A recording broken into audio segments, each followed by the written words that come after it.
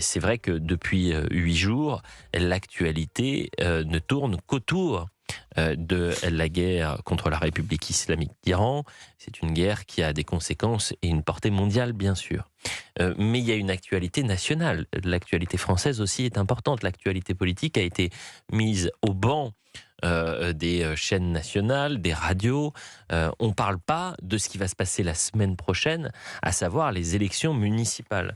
Or, les élections municipales, le maire est le représentant aujourd'hui de l'État le plus proche des Français, pour ne pas dire le plus important. Je serais à deux doigts même de le dire. En tous les cas, c'est celui qui a encore un contact direct C'est celui avec... auquel sont plus attachés les Français. Vous avez raison, Georges. Et Mmh. donc, ce qui va se passer la semaine prochaine, on est vraiment dans la dernière ligne droite, me paraît ô combien important là aussi. Il ne faut pas oublier les priorités des Français à l'approche de ces élections. Ils ont fait, par exemple, de ces élections municipales, leur boussole, c'est la question de la sécurité. Et donc, on va sonder les auditeurs d'Europe 1, savoir si leur choix est acté, s'ils vont aller voter, quelles sont leurs priorités. C'est aussi très important. Je suis tombé sur un article de Public Sénat, il faut saluer Public Sénat, article passionnant qui nous rappelle quelques chiffres que peut-être les auditeurs, les Français n'ont pas. Les élections municipales, vous le savez, le premier tour, c'est le 15 mars prochain, le 22 mars pour le second tour. Et le ministère de l'Intérieur, écrivent-ils, a donné les grands chiffres du scrutin. La place Beauvau comptabilise un total de 904 042 candidats, répartis entre 50 478 listes. Bon, ça donne un peu le tournis, tous ces chiffres. Mais qu'est-ce qui est important? C'est que 68 communes n'ont par exemple reçu aucune candidature. Vous avez 68 communes en France, il n'y a pas un seul candidat. Et puis, le site Maire Info, qui appartient à l'Association des maires de France, est allé plus loin. Et l'une des données interpelle, dit Public Sénat, en analysant les fichiers du ministère de l'Intérieur, il en ressort que 68% des communes ne voient qu'une seule liste déposée pour l'élection, soit environ 23 700 communes sur les 35 000 communes qui vont découvrir leur prochain maire dans ce mois de mars. Vous imaginez? Vous n'auriez qu'une seule liste. Donc, la démocratie, la possibilité d'avoir une confrontation entre des deux idées politiques, quelle que soit la taille d'ailleurs de la commune, ça ne sera pas le cas pour 68% Alors, des attention, communes. Georges parce que, si je Fenech. peux me permettre, parce que dans beaucoup de communes de petite taille, disons, hein, on ne fait pas de politique. Les listes sont apolitiques. On a voilà, des listes de société civile, des gens qui s'engagent, et Oui. on évite de parler politique. Ça, je dirais que c'est la majorité des petites communes. Hein. Donc, moi, ça ne m'étonne pas, ce chiffre-là. Et alors sur l'importance de ces élections municipales qui ont été bouleversées, mises au second plan, eu égard à l'actualité internationale, à quel point elles sont importantes ces élections municipales, Georges Elles Fenech? sont extrêmement importantes. C'est la vie de nos concitoyens, au plus proche, effectivement. C'est quoi? C'est leur école, c'est leur logement, c'est leur transport, c'est tout ce qui fait, effectivement, la vie au quotidien.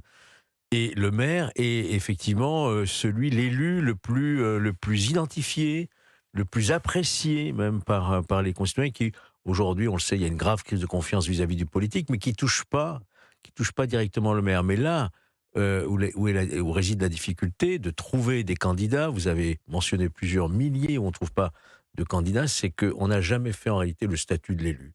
Parce que le maire, Qu'est-ce que ça veut dire, le il y a statut de pas l'élu, vous Georges savez, Fenech? un maire gagne rien, quoi. Un maire, c'est quoi? C'est d'une petite commune, va gagner 1 000 € par mois, peut-être d'indemnité en réalité, hein.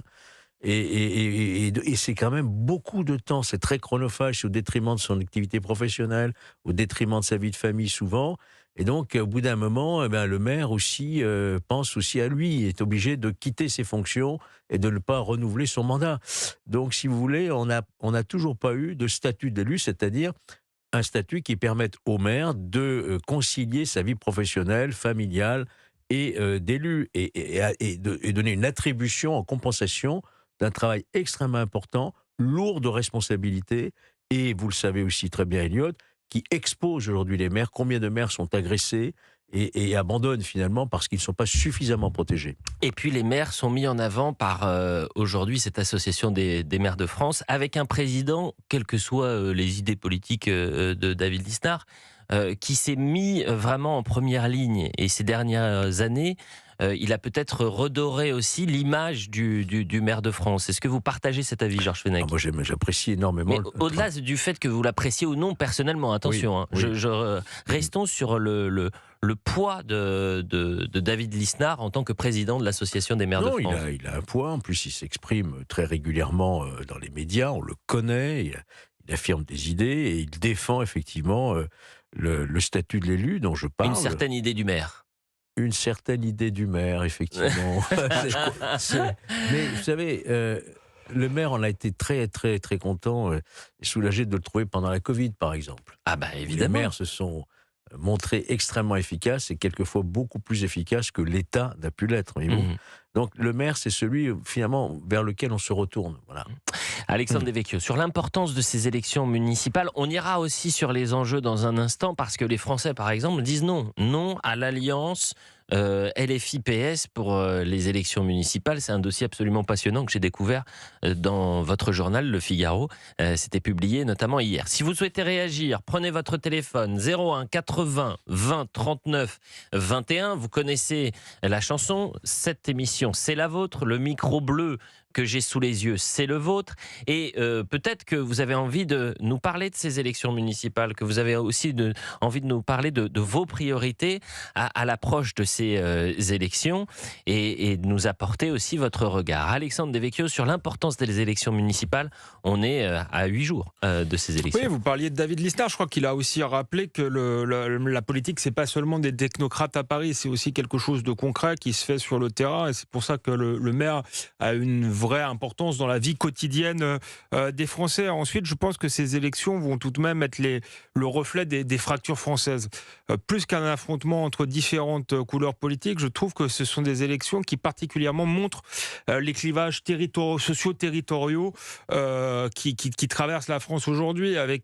On est très focalisé sur les grandes métropoles. On voit que ce sont des enjeux particuliers, que la gauche est très implantée dans ces grandes métropoles, mais qu'à côté, effectivement, il y a des petites villes ou des moyennes villes où il n'y a même pas de couleur politique.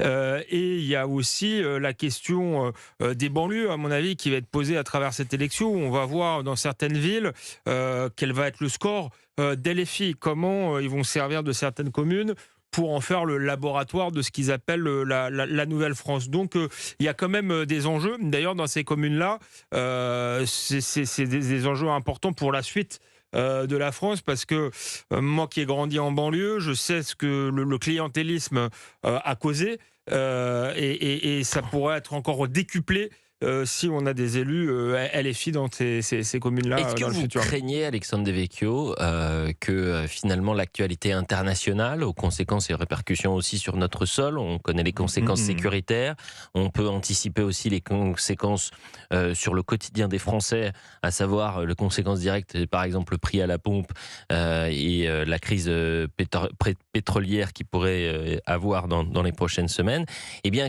et cette actualité internationale historique, mettent de côté ou dans un second plan, à minima, des élections municipales aussi importantes soient-elles que la semaine prochaine. Je vais vous dire ce que je pense. Je préfère que ce soit maintenant que pendant la présidentielle. On a connu le cas pendant la présidentielle 2022. Avec la Russie, avec l'invasion de l'Ukraine par la Russie.